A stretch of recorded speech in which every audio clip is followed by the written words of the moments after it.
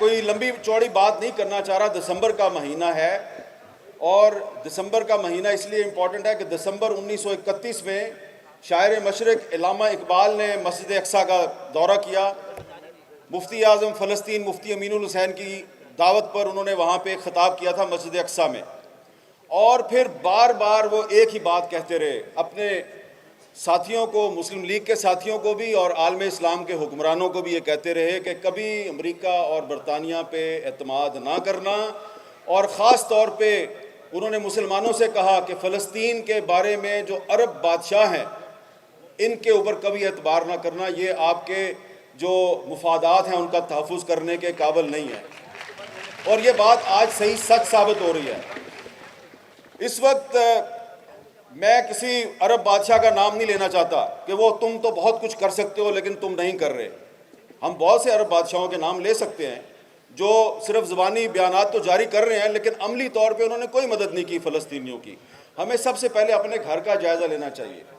کہ آپ کے اپنے گھر میں کیا ہو رہا ہے. اب آپ یہاں پہ اتنا بڑا آپ نے اجتماع کیا ہے, یہاں پہ آپ اچھی اچھی تقریریں ہوں گی, قراردادیں منظور ہوں گی, لیکن آج پاکستان کی جو اس وقت موجودہ حکومت ہے اس سے یہ پوچھنے کی ضرورت ہے کہ آپ بار بار جو یہ کہتے ہیں کہ مسئلہ فلسطین کا حل 2 اسٹیٹ سلوشن ہے, 2 ریاستی فارمولہ,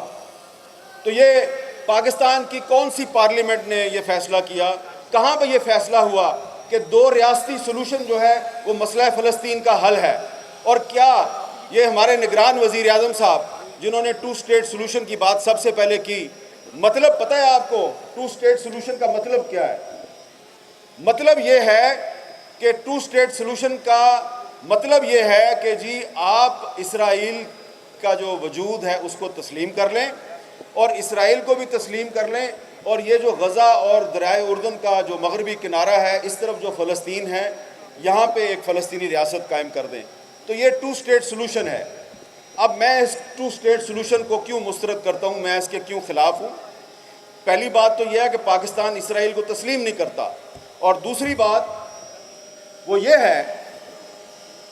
کہ بانی پاکستان قائد اعظم محمد علی جناح نے 1948 میں جب اسرائیل کو تسلیم کیا گیا تو اس 2 اسٹیٹ سلوشن کو انہوں نے مسترد کر دیا. ان کو جب یہ کہا گیا کہ آپ اسرائیل کو تسلیم کریں تو انہوں نے انکار کر دیا,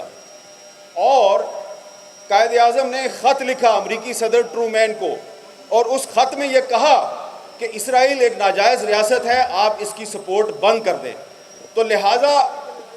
اگر آج پاکستان کی کوئی حکومت 2 اسٹیٹ سلوشن کو سپورٹ کرتی ہے یا کہتی ہے کہ مسئلہ فلسطین کا حل 2 اسٹیٹ سلوشن ہے, تو اس طرح وہ دراصل اسرائیل کو تسلیم کرنے کی بات کر رہی ہے, اور ہم اس کو تسلیم نہیں کرتے. ہم سمجھتے ہیں کہ اسرائیل دراصل فلسطین ہے اور پورے کا پورا فلسطین آزاد ہونا چاہیے. اب کہا جائے گا کہ یہ تو آپ اقوام متحدہ کی جو قراردادیں ہیں اس کی خلاف ورزی کر رہے ہیں, تو اقوام متحدہ کی ایک قرارداد تو کشمیر کے بارے میں بھی ہے, تو پھر آپ کو جو کشمیر کے بارے میں قرارداد ہے اس کا بھی احترام کرنا چاہیے. آپ کشمیر پہ قرارداد کا احترام نہیں کرتے, ہم اسرائیل اور فلسطین پہ اقوام متحدہ کی قرارداد کا احترام نہیں کرتے, اور یہ ایک اعلان کرنا چاہ رہے ہیں. جی میں اجازت لینے سے پہلے یہ ضرور بتانا چاہوں گا کہ یہ جو باتیں میں نے کی ہیں قائد اعظم کے حوالے سے, ہو سکتا ہے کہ کچھ لوگ جو ہیں وہ کہیں کہ یہ تو سنی سنائی بات ہے. یہ سنی سنائی بات میں نہیں کر رہا, یہ مولانا زاہد الراشدی صاحب کی کتاب ہے مسئلہ فلسطین پہ, اس میں یہ ساری باتیں موجود ہیں, اور یہ بھی اس میں ایک پورا چیپٹر ہے کہ جو 2 اسٹیٹ سلوشن ہے یہ پاکستان کی پالیسی نہیں ہے. نگران وزیر اعظم 2 اسٹیٹ سلوشن کو تسلیم کر سکتا ہے, ہم نہیں کرتے. اور ابھی کچھ ہی دیر میں چند سیکنڈ کے بعد حماس کے رہنما اسماعیل ہانیہ صاحب جو ہیں وہ ویڈیو لنک پر آپ کے اس اجتماع سے خطاب کریں گے, اور ہم ان کو یقین دلاتے ہیں, تمام یہاں پہ جو موجود علماء کرام اور لیڈرشپ ہے, اور آپ کی طرف سے ہم ان کو یقین دلاتے ہیں کہ آپ ایک چٹان کی طرح اسرائیل کے سامنے کھڑے ہیں, اور ہم بھی آپ کے ساتھ کھڑے ہیں. اور اسماعیل ہانیہ صاحب جو ہیں وہ یقیناً بہت سے جو مسلم ممالک ہیں ان کی جو حکومتیں ہیں وہ ان کو پسند نہیں کرتی، لیکن تمام مسلم ممالک کے عوام جو ہیں وہ اسماعیل ہانیہ کو اپنا ہیرو سمجھتے ہیں، اور ہم آپ کے ساتھ ہیں۔ ہماری حکومتیں آپ کے ساتھ ہو نہ ہوں، لیکن ہم سب آپ کے ساتھ ہیں۔